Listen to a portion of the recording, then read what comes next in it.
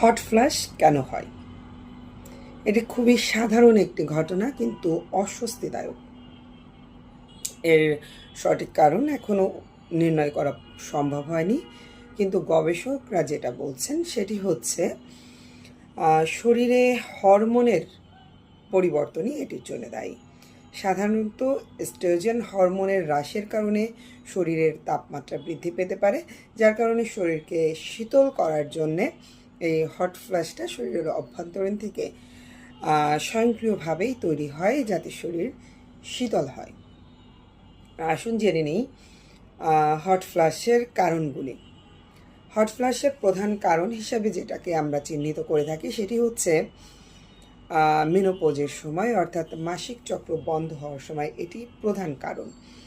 এছাড়া যে কারণগুলির জন্যে হট ফ্ল্যাশ শুরু হতে পারে সেটি হচ্ছে স্থূলতা, ধূমপান, ক্যাফিন বা অ্যালকোহল সেবন, আঁটুসাঁটু পোশাক পরিধান,